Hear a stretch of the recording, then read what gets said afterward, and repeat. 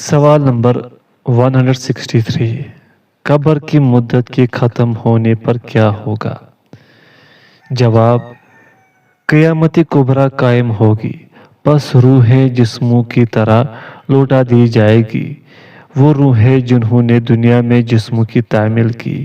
یہ قیامت ہے جس کی اللہ تعالیٰ اپنی کتاب میں رسول اللہ صلی اللہ علیہ وسلم کی زبان پر خبر دی، اور اس پر مسلمانوں کا اجماع ہے۔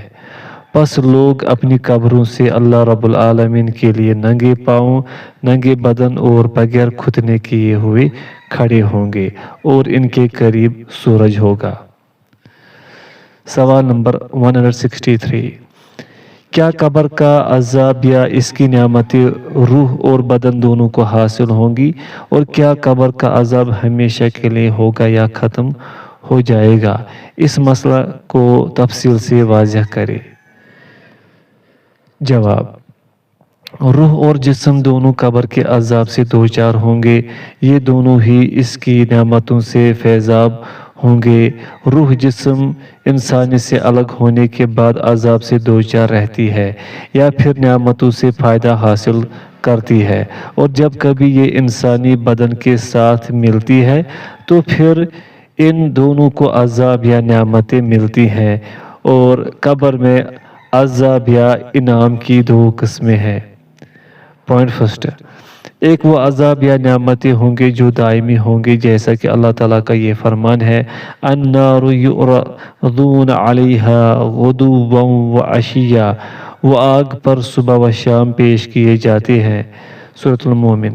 پوائنٹ سیکنڈ، عذاب و انعام کی دوسری قسم وہ ہے جس کے لیے ایک مدت متعین ہے، پھر اس کا سلسلہ منقطع ہو جائے گا۔ چنانچہ وہ خطا کار لوگ جن کے جرائم ذرا ہلکے ہوں گے، انہیں ان کے گناہوں کے حساب سے عذاب ہوگا، پھر یہ سلسلہ ختم کر دیا جائے گا۔ قیامت کبریٰ۔ سوال نمبر 164، عالم برزخ کی مدت ختم ہونے کے بعد کیا ہوگا؟ جواب: قیامت کبریٰ قائم ہوگی، وہ روحیں جن کے ذریعے دنیا آباد ہوئی تھی آج انسانی جسموں میں واپس لوٹائی جائیں گی، اور یہی وہ قیامت ہے جس کی خبر اللہ نے اپنی کتاب میں دی ہے، اور اپنے پیغمبر کی زبان سے بھی اس کی ہولناکیوں کے تذکرے کیے ہیں۔ اس کے قیام پر سب مسلمانوں کا اجماع ہے۔ پھر لوگ قبروں سے اٹھیں گے، ننگے پاؤں، ننگے جسم اور بغیر ختنہ کے جہانوں کے رب کے دربار میں حاضر ہوں گے۔ سورج انتہائی قریب ہوگا اور شدت گرمی سے پسینہ منہ تک آ جائے گا۔ ترازو۔ سوال نمبر 165، میزان کیا ہے؟ کیا وہ حقیقی ہوگا؟ اس کی دلیل کیا ہے؟ اور کس چیز کا وزن ہوگا؟ انسانی اعمال کا یا خود انسانوں کا، یا ان دونوں کا؟ تفصیل بیان کرے۔ جواب: میزان حقیقی ہوگا، اس کے دو پلڑے ہوں گے، اس میں بندوں کے اعمال تولے جائیں گے۔ اللہ فرماتے ہیں: وَنَضَعُ الْمَوَازِينَ الْقِسْطَ لِيَوْمِ الْقِيَامَةِ، قیامت کے دن ہم انصاف کے ترازو رکھیں گے۔ سورۃ الانعام۔ اور فرمایا: فَمَن ثَقُلَتْ مَوَازِينُهُ فَأُولَئِكَ هُمُ الْمُفْلِحُونَ وَمَنْ خَفَّتْ مَوَازِينُهُ فَأُولَئِكَ الَّذِينَ خَسِرُوا أَنفُسَهُمْ فِي جَهَنَّمَ خَالِدُونَ، جن کے پلڑے بھاری ہوں گے وہی فلاح پائیں گے، اور جن کے پلڑے ہلکے ہوں گے وہی لوگ ہوں گے جنہوں نے اپنے آپ کو خسارے میں ڈالا، وہ جہنم میں ہمیشہ رہیں گے۔ تب سورۃ المومنون۔ اور فرمایا: الوزن یومئذ الحق فمن ثقلت موازینہ فاولئک هم المفلحون ومن خفت موازینہ، اور وزن اس دن مبنی برحق ہوگا، جن کے پلڑے بھاری ہوں گے وہی فلاح پائیں گے، اور جن کے پلڑے ہلکے ہوں گے وہی لوگ ہوں گے جنہوں نے اپنے آپ کو خسارے میں ڈال لیا۔ سورۃ الاعراف۔ حضرت ابن عباس رضی اللہ عنہما کا قول ہے: نیکیوں کا وزن ایک خوبصورت اور حسین شکل میں کیا جائے گا اور بدیوں کا انتہائی بدترین شکل میں۔ صحیح بخاری میں ہے۔ ترجمہ کہ سورۃ البقرہ اور آل عمران قیامت کے دن دو بڑے بادلوں کی صورت میں آئیں گے یا پھر کھولے ہوئے پرندوں کی دو ٹولیوں کی شکل میں نمودار ہوں گی۔ اور قرآن کریم کے بارے میں حدیث میں آیا ہے کہ وہ صاحب قرآن یا حافظ قرآن کے پاس ایک سرخ رو نوجوان کی شکل میں آئے گا۔ سوال قبر والی حدیث کے ضمن میں یہ ذکر ہوا ہے کہ مومن شخص کے پاس ایک خوبصورت نوجوان آئے گا، وہ پوچھے گا آپ کون ہے؟ وہ جواب دے گا میں تیرا نیک عمل ہوں۔ اسی طرح کافر اور منافق کے بارے میں بھی ذکر ہوا ہے کہ اس کا عمل ایک بدصورت نوجوان کی شکل میں آئے گا۔ اعمال کے وزن کے بارے میں ایک قول یہ ہے کہ صحیفہ اعمال کا وزن ہوگا۔ اس کی دلیل وہ حدیث ہے جس میں ذکر ہے کہ ایک پلڑے میں کاغذ کا ایک ٹکڑا رکھا جائے گا جس پر لا الہ الا اللہ رقم ہوگا اور دوسرے پلڑے میں باقی سارے اعمال صالحہ، لیکن لا الہ الا اللہ کے ٹکڑے والا پلڑا جھک جائے گا۔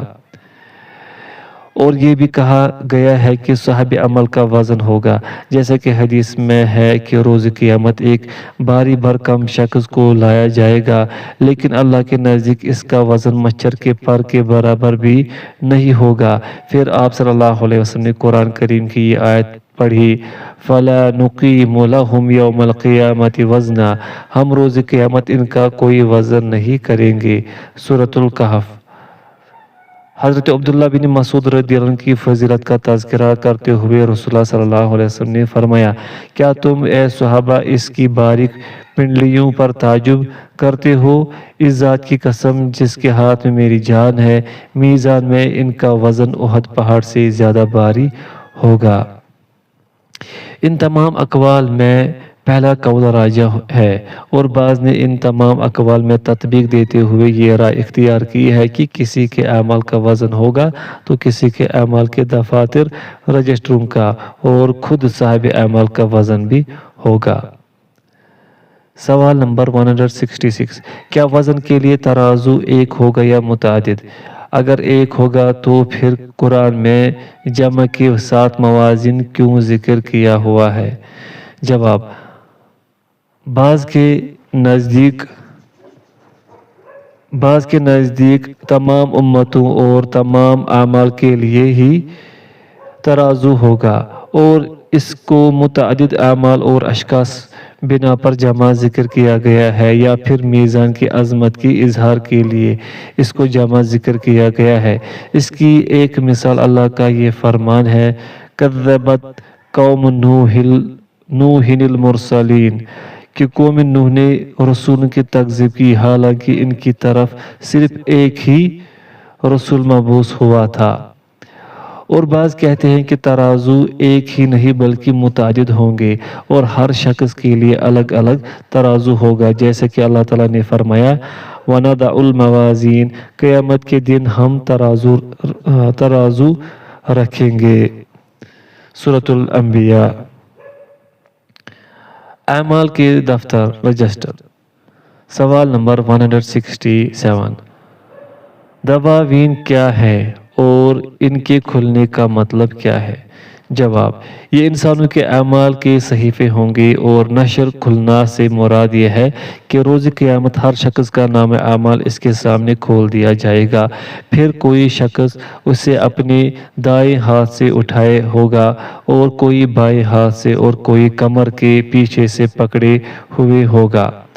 اللہ تعالیٰ کا فرمان ہے فَأَمَّا مَنْ أُوتِيَ كِتَابَهُ بِيَمِينِهِ فَيَقُولُ هَاؤُمُ اقْرَءُوا كِتَابِيَهْ، جس شخص کو اس کا اعمال نامہ اس کے دائیں ہاتھ میں دیا جائے گا تو وہ کہے گا لو دیکھو پڑھو میرا اعمال نامہ۔ سورۃ الحاقہ۔ اور فرمایا وَكُلَّ إِنسَانٍ أَلْزَمْنَاهُ طَائِرَهُ فِي عُنُقِهِ وَنُخْرِجُ لَهُ يَوْمَ الْقِيَامَةِ كِتَابًا يَلْقَاهُ مَنشُورًا اقرأ کتابک کفا بنفسک اليوم علیک حسیبا۔ ہر انسان کا شگون نصیب ہم نے اس کے اپنے گلے میں لٹکا رکھا ہے، اور قیامت کے روز ہم ایک نوشتہ اس کے لیے نکالیں گے جسے وہ کھلی کتاب کی طرح پائے گا۔ پڑھ اپنا اعمال نامہ، آج اپنا حساب لگانے کے لیے تو خود ہی کافی ہے۔ سورہ بنی اسرائیل۔ اور فرمایا وَإِذَا الصُّحُفُ نُشِرَتْ، اور جب اعمال نامے کھولے جائیں گے۔ سورہ تکویر۔ اور فرمایا فَأَمَّا مَنْ أُوتِيَ كِتَابَهُ بِيَمِينِهِ فَسَوْفَ يُحَاسَبُ حِسَابًا يَسِيرًا وَيَنقَلِبُ إِلَىٰ أَهْلِهِ مَسْرُورًا وَأَمَّا مَنْ أُوتِيَ كِتَابَهُ وَرَاءَ ظَهْرِهِ فَسَوْفَ يَدْعُو ثُبُورًا وَيَصْلَىٰ سَعِيرًا۔ پھر جس کا اعمال نامہ اس کے دائیں ہاتھ میں دیا گیا، اس سے ہلکا حساب لیا جائے گا، اور وہ اپنے اہل کی طرف خوش خوش پلٹے گا۔ اور رہا وہ شخص جس کا اعمال نامہ اس کے پیٹھ کے پیچھے دیا جائے گا، تو وہ موت کو پکارے گا اور بھڑکتی ہوئی آگ میں جا پڑے گا۔ سورۃ الانشقاق۔ حساب۔ سوال نمبر 168۔ حساب کیا ہے اور اس کے برحق ہونے کی کیا دلیل ہے؟ جواب: حساب و کتاب سے مراد اللہ تعالیٰ کا بندوں کو ان کے اچھے اور برے اعمال کی خبر دینے کے لیے میدان لگانا ہے۔ اللہ تعالیٰ نے فرمایا یوم یبعثہم اللہ جمیعا فینبئہم بما عملوا احصاہ اللہ ونسوہ۔ جس دن اللہ تعالیٰ ان سب کو اٹھائے گا، پھر انہیں ان کے کیے ہوئے عمل سے آگاہ کرے گا جسے اللہ نے شمار کیا ہے اور یہ بھول گئے تھے۔ سورۃ المجادلہ۔ اور فرمایا فَوَرَبِّكَ لَنَسْأَلَنَّهُمْ أَجْمَعِينَ عَمَّا كَانُوا يَعْمَلُونَ۔ قسم ہے تیرے پالنے والے کی، ہم ان سب سے ضرور باز پرس کریں گے ہر چیز کی جو وہ کرتے تھے۔ سورۃ الحجر۔ اور فرمایا فَسَوْفَ يُحَاسَبُ حِسَابًا يَسِيرًا۔ اس کا حساب تو بڑی آسانی سے لیا جائے گا۔ سورۃ الانشقاق۔ اور فرمایا وَوَجَدُوا مَا عَمِلُوا حَاضِرًا۔ اور جو کچھ انہوں نے کیا تھا سب موجود پائیں گے، اور تیرا رب کسی پر ظلم و ستم نہیں کرے گا۔ سورۃ الکہف۔ اور فرمایا یوم تجد کل نفس ما عملت من خیر محضرا۔ جس دن ہر شخص اپنی کی ہوئی نیکیوں کو موجود پائے گا۔ سورہ آل عمران۔ بس اللہ تعالیٰ اپنی مخلوق کا حساب لیں گے۔ اللہ تعالیٰ مومن بندوں سے بھی پوچھیں گے۔ امام ترمذی ابی برزہ رضی اللہ عنہ سے روایت کرتے ہیں کسی آدمی کے قدم اس وقت تک ہل نہیں سکیں گے حتیٰ کہ اس سے اس کی عمر کے بارے میں سوال کیا جائے گا کہ اسے کن کاموں میں فنا کیا، اور علم کے متعلق کہ اس پر کہاں تک عمل کیا، اور مال کے متعلق کہ کہاں سے کمایا اور کس جگہ خرچ کیا، اور جسم کو کن کاموں میں استعمال کیا۔ سوال نمبر 169۔ کیا مومن اور کافر کے حساب میں کچھ فرق ہے؟ جواب: ہاں، مومن کی تو نیکیاں اور برائیاں تولی جائیں گی۔ جس کی نیکیاں برائیوں پر غالب آ گئی وہ جنت میں داخل ہو جائے گا، اور جس کی نیکیاں ہلکی پڑ گئی اور اس کی برائیاں نیکیوں پر غالب آ گئی تو وہ آگ میں داخل ہوگا، اور جس کی نیکیاں اور برائیاں برابر ہوئی وہ اصحاب اعراف میں سے ہوگا۔ البتہ کافروں کی بدیاں اور نیکیاں تولے جانے کا تصور ہی نہیں ہے، کیونکہ کافروں کی تو نیکیاں ہی نہیں ہے، لیکن اتنا ضرور ہے کہ ان کے اعمال شمار کیے جائیں گے، ان کو حساب و کتاب کے لیے روکا جائے گا، وہ اپنے گناہوں کا اعتراف بھی کریں گے اور اقرار بھی کریں گے۔ اللہ تعالیٰ نے فرمایا اولئک لہم سوء الحساب۔ یہی ہے جن کے لیے برا حساب ہے۔ سورۃ الرعد۔ اور فرمایا وَقَدِمْنَا إِلَىٰ مَا عَمِلُوا مِنْ عَمَلٍ فَجَعَلْنَاهُ هَبَاءً مَنْثُورًا۔ اور انہوں نے جو جو اعمال کیے تھے ہم نے ان کی طرف بڑھ کر انہیں پراگندہ ذروں کی طرح کر دیا۔ سورۃ الفرقان۔ اور فرمایا فَلَا نُقِيمُ لَهُمْ يَوْمَ الْقِيَامَةِ وَزْنًا، پس ہم قیامت کے دن ان کا کوئی وزن قائم نہیں کریں گے۔ سورۃ الکہف۔ اور اللہ تعالیٰ نے کافروں کے اعمال کے متعلق فرمایا كَرَمَادٍ اشْتَدَتْ بِهِ الرِّيحُ فِي يَوْمٍ عَاصِفٍ، مثل اس راہ کے ہیں جس پر تیز ہوا آندھی والے دن چلے۔ سورہ ابراہیم۔ اور کہا كَسَرَابٍ بِقِيعَةٍ يَحْسَبُهُ الظَّمْآنُ مَاءً حَتَّى إِذَا جَاءَهُ لَمْ تَجِدْهُ شَيْئًا، مثل اس چمکتی ہوئی ریت کے ہے جو چٹیل میدان میں ہو، جس سے پیاسا شخص دور سے پانی سمجھتا ہے لیکن جب اس کے پاس پہنچتا ہے تو کچھ بھی نہیں پاتا۔ سورۃ النور۔ حوض۔ سوال نمبر 170۔ حوض پر ایمان لانے کا کیا مطلب ہے؟ جس پر لوگ وارد ہوں گے اپنے جواب کو دلیل سے مزین کرے اور بتائے یہ حوض کہاں ہوگا، اس کی لمبائی، چوڑائی، اوصاف اور اس کے برتنوں کی تعداد ذکر کرے، نیز بتائے اس پر کون لوگ وارد ہوں گے اور کیا اس کا پانی ایک دفعہ پینے کے بعد پیاس محسوس ہوگی، اور کیا اس حوض سے کسی کو روکا جائے گا، اس کی مکمل وضاحت کرے۔ جواب: حوض پر ایمان لانے کا مطلب یہ ہے کہ اہل حق کی اس بات کی مکمل تصدیق کی جائے گی۔ نبی کریم صلی اللہ علیہ وسلم کے لیے قیامت کے دن میدان میں ایک حوض ہوگا جس پر نبی صلی اللہ علیہ وسلم کی امت حاضر ہوگی۔ اس کا پانی دودھ سے زیادہ سفید اور شہد سے زیادہ میٹھا ہوگا۔ اس کے پیالے آسمان کے تاروں جتنے ہوں گے۔ اس کی لمبائی اور چوڑائی 1 مہینہ کی مسافت کے برابر ہوگی۔ جو کوئی اس سے ایک دفعہ پانی پی لے گا اس کے بعد اسے کبھی بھی پیاس محسوس نہ ہوگی۔ امام بخاری و مسلم اور دیگر محدثین نے حضرت عبداللہ بن عمرو بن عاص رضی اللہ عنہ سے روایت نقل کی ہے کہ نبی کریم صلی اللہ علیہ وسلم نے فرمایا میرا حوض 1 مہینہ کی مسافت کے بقدر لمبا ہوگا، اس کا پانی دودھ سے زیادہ سفید ہوگا، اس کی خوشبو مشک سے زیادہ پیاری ہوگی، اس کے آب خورے آسمانوں کے ستاروں کی طرح ہوں گے۔ جو کوئی ایک دفعہ اس سے پانی پی لے گا اسے کبھی بھی پیاس نہیں لگے گی۔ صحیح مسلم میں ہے کہ میرے حوض پر مختلف گروہ آئیں گے، ان میں سے بعض کو روک دیا جائے گا، میں کہوں گا یہ تو میری امت ہے، پس مجھے کہا جائے گا آپ کو پتہ نہیں جو کچھ انہوں نے آپ کے بعد ایجاد کر ڈالا تھا، میں کہوں گا انہیں دور لے جاؤ۔ سوال نمبر 171۔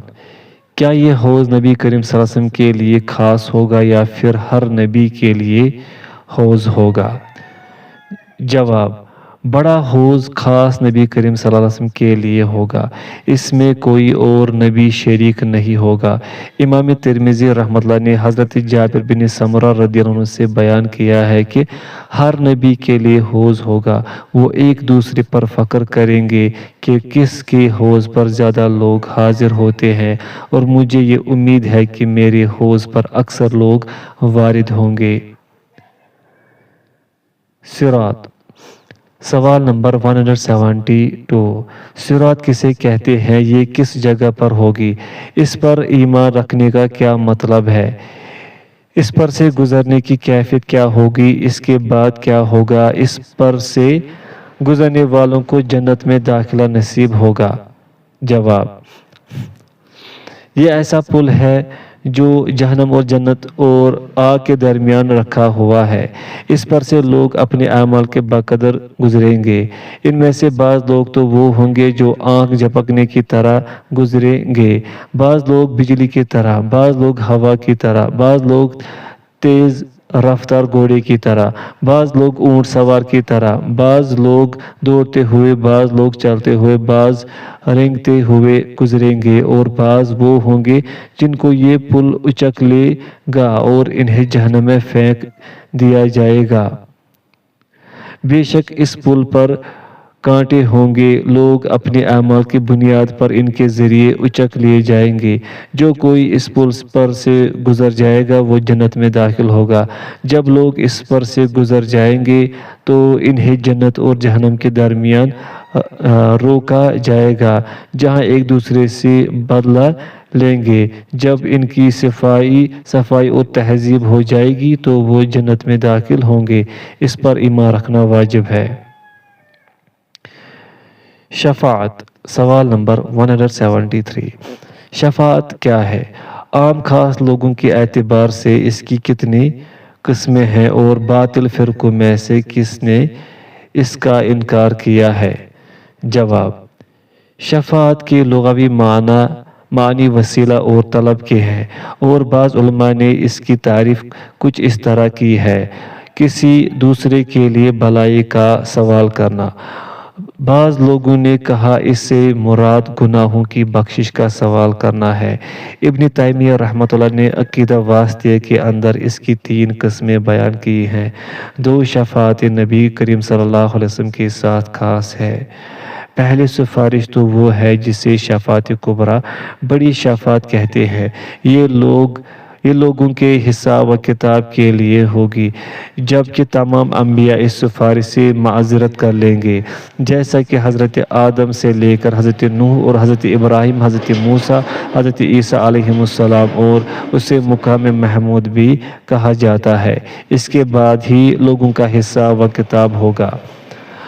दूसरी सिफारिश अहले जन्नत के बारे में होगी ताकि इन्हें जन्नत में दाखिल कर दिया जाए। तीसरी सिफारिश जो आप सल्लल्लाहु अलैहि वसल्लम और दीगर अंबिया के लिए होगी। इस तरह सिद्दीकीन और दूसरे लोग भी इसका हक रखेंगे।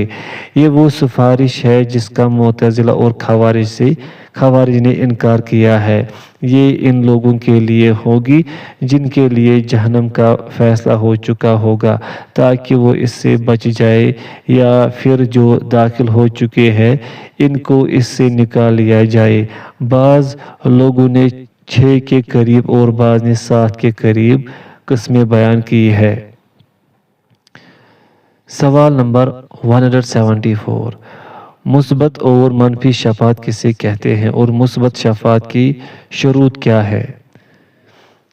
जवाब, मुस्बत सिफारिश वो है जिसको अल्लाह ताला ने कुरान मजीद के अंदर मुस्बत करार दिया है। ये अहले इखलास तौहीद के लिए होगी। इसकी 2 शर्तें हैं। पहली शर्त, सिफारिश करने वाले को अल्लाह ताला की तरफ से सिफारिश करने की इजाज़त है। दूसरी शर्त, जिसके लिए सिफारिश की जा रही है अल्लाह ताला इससे राज़ी हो। अल्लाह ताला ने फरमाया, वकम मिन मलकिन फिस समावाति ला तुगनी शफ़ाअतुहुम शैअन इल्ला मिन बअदि अन यअज़न अल्लाहु लिमन यशाअ व यर्दा। और बहुत से फरिश्ते आसमानों में हैं जिनकी सिफारिश कुछ भी नफ़ा नहीं दे सकती, मगर ये और बात है कि अल्लाह ताला अपनी खुशी और अपनी चाहत से जिसके लिए चाहे इजाज़त दे दे। सूरत अन-नजम। और फरमाया, यौमइदिन ला तंफ़उ शफ़ाअतु इल्ला मन अज़िन लहुर रहमान व रदिय लहु क़ौला। इस दिन सिफारिश कुछ काम न देगी मगर जिसे रहमान हुक्म दे और इसकी बात को पसंद फरमाए। और फरमाया, इल्ला मन अज़िन लहुर रहमान व क़ाल सवाबा, मगर जिसे रहमान इजाज़त दे दे और वो ठीक बात ज़ुबान से निकाले। सूरत अन-नबा। मनफी सिफारिश से मुराद वो सिफारिश जो गैरुल्लाह की तरफ से हो, या फिर अल्लाह की इजाज़त के बगैर हो, या फिर अहले शिरक के लिए हो। शफ़ाअत और लोगों की अक़साम। सवाल नंबर 175। शफ़ाअत के सबूत के लिहाज से लोगों की कितनी किस्में हैं? जवाब, सिफारिश के मुतालिक लोग 2 इंतहाओं और वस्ती राह में منقسم ہے۔ ایک قسم تو وہ ہے جو سفارش کا انکار کرتے ہیں، یہ خوارج اور معتزلہ ہے، جیسے کہ پہلے گزر چکا ہے۔ یہ لوگ کبیرہ گناہ کے مرتکب افراد کے لیے آپ صلی اللہ علیہ وسلم کی سفارش کا انکار کرتے ہیں۔ دوسری قسم وہ ہے جو بتوں کے لیے بھی سفارش کا اعتقاد رکھتے ہیں، یہ مشرکین ہیں۔ ان کے متعلق اللہ تعالیٰ نے قرآن مجید میں بیان فرمایا وَيَقُولُونَ هَؤُلَاءِ شُفَعَاؤُنَا عِندَ اللَّهِ، اور کہتے ہیں کہ یہ اللہ کے پاس ہماری سفارش ہے، سورہ یونس۔ تیسری قسم ان دونوں کے درمیان ہے، یہ اہل سنت کا گروہ ہے جو بعض قیود کے ساتھ سفارش کو حق سمجھتے ہیں۔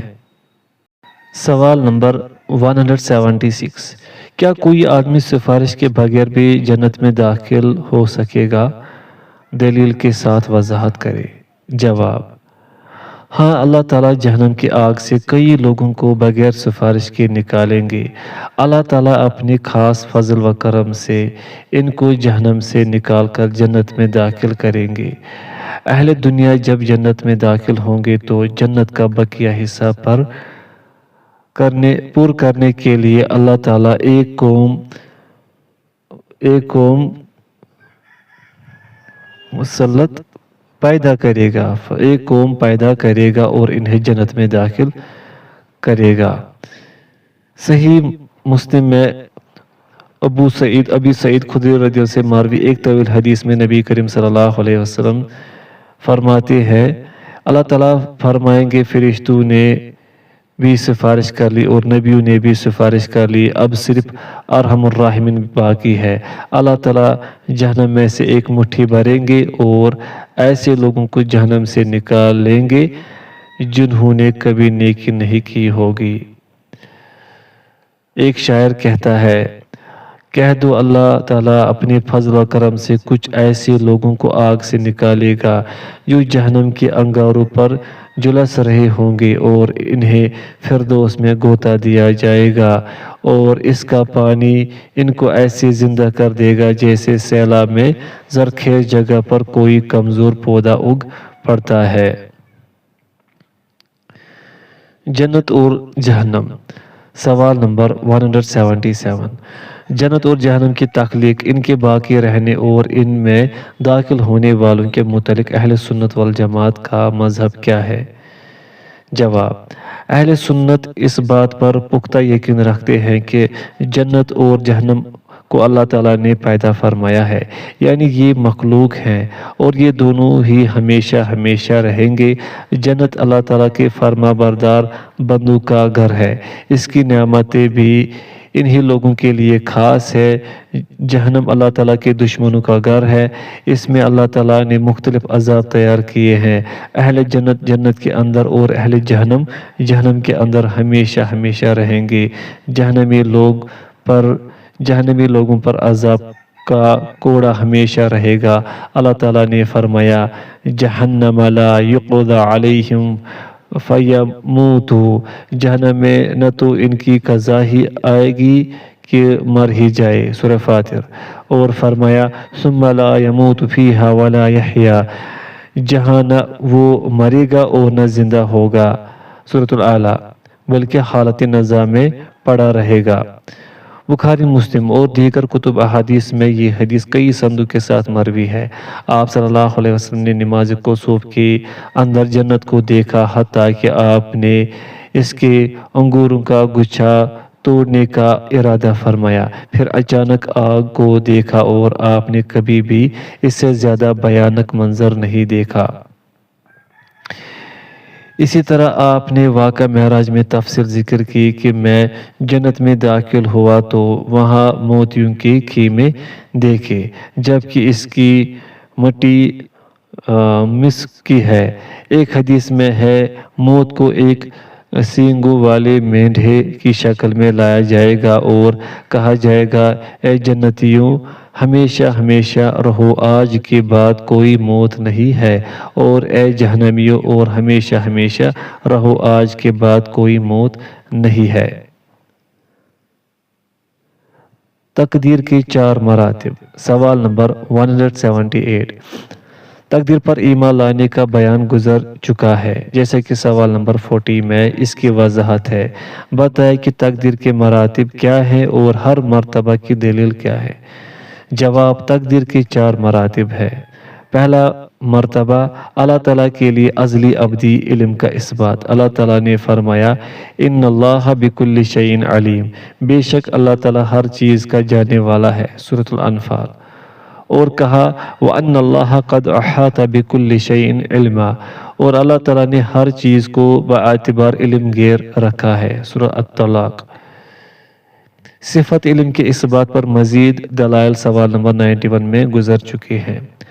دوسرا مرتبہ، اور پھر اس بات پر ایمان کہ اللہ تعالیٰ نے تمام اشیاء کو لوح محفوظ میں لکھا ہوا ہے، چاہے وہ چھوٹی ہو یا پھر بڑی ہو، جو کچھ تھا اور جو کچھ ہونے والا ہے سب لکھا ہوا ہے۔ اس کی دلیل اللہ تعالیٰ کا فرمان ہے، ما اصاب من مصیبت فی الارض ولا فی انفسکم الا فی کتاب من قبل ان نبرأها ان ذلک علی اللہ یسیر۔ نہ کوئی مصیبت دنیا میں آتی ہے خاص تمہاری جانوں میں مگر اس سے پہلے کہ ہم اس کو پیدا کریں، یہ ایک خاص کتاب میں لکھی ہوئی ہے۔ یہ کام اللہ تعالیٰ پر بالکل آسان ہے، سورۃ الحدید۔ اور فرمایا، وَمَا مِن غَائِبَةٍ فِي السَّمَاءِ وَالْأَرْضِ إِلَّا فِي كِتَابٍ مُبِينٍ، آسمان و زمین کی کوئی پوشیدہ چیز ایسی نہیں جو روشن اور کھلی کتاب میں نہ ہو، سورہ نمل۔ اور فرمایا، وَكُلَّ شَيْءٍ أَحْصَيْنَاهُ فِي إِمَامٍ مُبِينٍ، اور ہم نے ہر ایک چیز کو ایک واضح کتاب میں ضبط کر رکھا ہے، سورہ یاسین۔ حضرت عبادہ بن صامت رضی اللہ عنہ نے اپنے بیٹے کو کہا، اے میرے بیٹے، تو اس وقت تک ایمان کی حلاوت کو محسوس نہیں کر سکتا جب تک اس بات پر یقین نہ کر لے کہ جو مصیبت تجھے پہنچتی ہے لکھی ہوتی ہے۔ میں نے نبی کریم صلی اللہ علیہ وسلم کو یہ فرماتے ہوئے سنا ہے کہ اللہ تعالیٰ نے سب سے پہلے قلم کو پیدا کیا اور اسے کہا کہ لکھو۔ اس نے عرض کی، اے میرے رب، میں کیا لکھوں؟ اللہ تعالیٰ نے فرمایا، ہر چیز کی تقدیر لکھو حتیٰ کہ قیامت قائم ہو جائے۔ اے میرے بیٹے، میں نے نبی کریم صلی اللہ علیہ وسلم کو یہ فرماتے ہوئے سنا، جو اس بات کا یقین نہ رکھے اور مر جائے، اس کا میرے ساتھ کوئی تعلق نہیں۔ مسند احمد کی روایت ہے، اللہ تعالیٰ نے سب سے پہلے قلم کو پیدا کیا اور اسے کہا لکھو۔ اس نے اس گھڑی سے لے کر قیامت تک وقوع پذیر ہونے والا سب کچھ لکھ دیا۔ تیسرا مرتبہ، اللہ تعالیٰ کی مشیت مرضی بہرحال ہو کر رہتی ہے، اس کو نافذ ہونے سے دنیا کی کوئی طاقت روک نہیں سکی اور نہ ہی اللہ تعالیٰ کو کوئی چیز عاجز کر سکتی ہے۔ تمام حوادث امور اللہ تعالیٰ کی مرضی سے واقع ہوتے ہیں۔ جو کچھ اللہ تعالیٰ نے چاہا وہ ہو گیا، جو اللہ تعالیٰ نہ چاہے وہ قطعاً نہیں ہو سکتا۔ اللہ تعالیٰ نے فرمایا، وَمَا تَشَاءُونَ إِلَّا أَن يَشَاءَ اللَّهُ رَبُّ العالمین، اور تم بغیر پروردگار عالم کے چاہے کچھ نہیں چاہ سکتے، سورہ التکویر۔ اور کہا، وَلَوْ شَاءَ اللَّهُ مَا اقْتَتَلَ الَّذِينَ مِن بَعْدِهِمْ، اور اگر اللہ تعالیٰ چاہتا تو یہ آپس میں نہ لڑتے، لیکن اللہ تعالیٰ جو چاہتا ہے کرتا ہے، سورۃ البقرہ۔ وَلَوْ شَاءَ اللَّهُ مَا اقْتَتَلُوا وَلَكِنَّ اللَّهَ يَفْعَلُ مَا يُرِيدُ، اور اگر اللہ تعالیٰ چاہتا تو یہ آپس میں نہ لڑتے، لیکن اللہ تعالیٰ جو چاہتا ہے کرتا ہے، سورۃ البقرہ۔ اور فرمایا، إِلَّا أَن يَشَاءَ رَبِّي، اگر میرا پروردگار ہی کوئی امر چاہے، سورۃ الانعام۔ اور فرمایا، مَا كَانُوا لِيُؤْمِنُوا إِلَّا أَن يَشَاءَ اللَّهُ، یہ لوگ ہرگز ایمان نہ لاتے ہاں اگر اللہ ہی چاہے، سورۃ الانعام۔ اور فرمایا، وَلَوْ شِئْنَا لَآتَيْنَا كُلَّ نَفْسٍ هُدَاهَا، اگر ہم چاہتے تو ہر شخص کو ہدایت نصیب فرما دیتے، سورہ سجدہ۔ اور فرمایا، مَن يَشَاءِ اللَّهُ يُضْلِلْهُ وَمَن يَشَاء يَجْعَلْهُ عَلَى صِرَاطٍ مُسْتَقِيمٍ، اور جس کو چاہے بے راہ کر دے اور وہ جس کو چاہے سیدھی راہ پر لگا دے، سورۃ الانعام۔ اور فرمایا وَلَوْ شَاءَ رَبُّكَ لَآمَنَ مَن فِي الْأَرْضِ، اور آپ صلی اللہ علیہ وسلم کا رب چاہتا تو تمام روئے زمین کے لوگ سب کے سب ایمان لے آتے۔ سورہ یونس۔ اور فرمایا انشاءاللہ، اگر اللہ تعالیٰ نے چاہا، امن و امان کے ساتھ۔ سورہ فتح۔ اور فرمایا وَلَوْ يَشَاءُ اللَّهُ لَانتَصَرَ مِنْهُمْ، اور اگر اللہ تعالیٰ چاہتا تو خود ہی ان سے بدلہ لے لیتا۔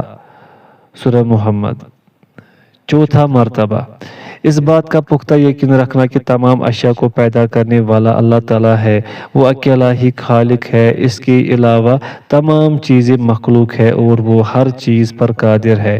جو کچھ نظر آتا ہے، جو مخلوقات نظر نہیں آتی ہے، سب کو پیدا کرنے والا اللہ ہی ہے۔ اللہ تعالیٰ نے فرمایا قُلِ اللَّهُ خَالِقُ كُلِّ شَيْءٍ، اللہ ہر چیز کا پیدا کرنے والا ہے۔ سورۃ الرعد۔ اور فرمایا حل من خالق غیر اللہ، اللہ کے سوا اور کوئی بھی خالق ہے۔ سورۃ الفاتر۔ اور فرمایا بدیع السماوات والارض، وہ آسمان اور زمین کا موجد ہے۔ سورۃ الانعام۔ اور فرمایا واللہ خلقکم وما تعملون، حالانکہ تمہیں اور تمہاری بنائی ہوئی چیزوں کو اللہ ہی نے پیدا کیا ہے۔ سورہ الصافات۔ اور فرمایا الحمدللہ رب العالمین، سب تعریف اللہ کے لیے ہے جو تمام جہانوں کا پالنے والا ہے۔ اور فرمایا قال فرعون وما رب العالمین قال رب السماوات والارض وما بینہما ان کنتم موقنین، فرعون نے کہا یہ رب العالمین کیا چیز ہے؟ حضرت موسیٰ نے فرمایا وہ آسمان اور زمین اور ان کے درمیان کی تمام چیزوں کا رب ہے، اگر تم یقین رکھنے والے ہو۔ سورۃ الشعراء۔ ان چاروں مراتب پر ایمان رکھنا از حد ضروری ہے۔ تقدیر کی اقسام۔ سوال نمبر 179، تقدیر کی کتنی قسمیں ہیں اور تقدیر کی کتنی قسمیں ہیں، ہر ایک کی وضاحت دلیل کے ساتھ کرے۔ جواب، پہلی تقدیر وہ تقدیر جس کے اندر تمام مخلوقات شامل ہے، اس لحاظ سے کہ اللہ تعالیٰ ان کا خوب علم رکھتے ہیں اور ان کو لوح محفوظ میں لکھا ہے، ان کی تخلیق کو پسند فرمایا اور انہیں پیدا کر دیا۔ یہ وہی تقدیر ہے جس کا پہلے ذکر گزر چکا ہے۔ شاعر کہتا ہے، ترجمہ، ہمارے رب کا علم ہے، کتابت ہے، اس کی مشیت اور خلقت ہے، وہی ایجاد کرتا ہے اور وہی ان کو پورا کرتا ہے۔ اس کے دلائل پہلے گزر چکے ہیں۔ دوسری تقدیر، تقدیر عمری، اس کا مطلب درج ذیل ہے، بندوں کا رزق، ان کی عمر، ان کا عمل، بدبختی، خوش نصیبی سے متعلق تقدیر۔ حضرت عبداللہ بن مسعود رضی اللہ عنہ فرماتے ہیں ہمیں یہ بات نبی کریم صلی اللہ علیہ وسلم نے بیان فرمائی، وہ سب سے بڑھ کر سچے ہیں۔ تم میں سے ہر ایک اپنی ماں کے پیٹ میں 40 دن تک نطفہ کی شکل میں رہا، پھر وہ 40 دن علقہ کی صورت بنا، پھر 40 دن مضغہ کی صورت رہا، پھر اس کی طرف فرشتہ بھیجا گیا، اس کو 4 چیزیں لکھنے کا حکم دیا گیا، وہ اس کا رزق لکھتا ہے، اس کی عمر لکھتا ہے، اس کی بدبختی یا خوش نصیبی لکھتا ہے۔ تیسری تقدیر وہ سنوی، سالانہ تقدیر ہے، اس کی دلیل اللہ تعالیٰ کا یہ فرمان ہے فیہا یفرق کل امر حکیم، اسی رات میں ہر ایک مضبوط کام کا فیصلہ کیا جاتا ہے۔ سورہ دخان۔ حضرت ابن عباس رضی اللہ عنہما فرماتے ہیں لیلۃ القدر میں سال بھر کے اعمال لکھے جاتے ہیں، بلائی برائی، رزق، موت، حتیٰ کہ حجاج کی تفصیل لکھی جاتی ہے کہ کہا جاتا ہے اس سال فلاں فلاں آدمی حج کرے گا۔ حضرت حسن، مجاہد، قتادہ فرماتے ہیں رمضان مبارک کے اندر جو لیلۃ القدر ہے، اس میں تمام لوگوں کی عمریں، اعمال، رزق اور جو کچھ اس سال میں ہونا ہو لکھا جاتا ہے۔ چوتھی تقدیر وہ تقدیر یومی، دن ہے، اللہ تعالیٰ فرماتے ہیں کل یوم ہوا فی شان، وہ ہر روز کسی کام میں لگا ہوتا ہے۔ سورۃ الرحمن۔ امام حاکم نے اپنے صحیح میں حضرت ابن عباس رضی اللہ عنہما کا قول نقل کیا ہے، اللہ تعالیٰ نے لوح محفوظ کو سفید موتیوں سے بنایا، اس کے دونوں گتے سرخ یاقوت کے ہیں، اس کا قلم اور کتابت نور کا ہے، اس کی چوڑائی زمین و آسمان کی ساخت کے برابر ہے، اللہ تعالیٰ روزانہ اس کو 360 دفعہ دیکھتے ہیں، ہر نظر کے بدلے میں اللہ تعالیٰ کئی مخلوقات کو پیدا کرتا ہے اور مارتا ہے، عزت دیتا ہے اور جس طرح وہ چاہتا ہے کرتا ہے۔ اسی لیے اللہ تعالیٰ نے فرمایا کل یوم ہوا فی شان، وہ ہر روز کسی کام میں لگا ہوتا ہے۔ مفسرین نے اس آیت کی تفسیر میں فرمایا اللہ تعالیٰ کی یہ شان ہے کہ بے شک وہ مارتا ہے، زندہ کرتا ہے، رزق دیتا ہے، بعض لوگوں کو عزت دیتا ہے اور بعض کو ذلیل کرتا ہے، مریض کو شفا دیتا ہے اور ضرورت مند کی ضرورت کو پوری کرتا ہے، مصیبت ختم کرتا ہے، دعا قبول کرتا ہے، سائل کو دیتا ہے اور گناہ معاف کرتا ہے۔ اسی طرح اس کے دیگر افعال ہیں جن کا شمار ممکن نہیں ہے۔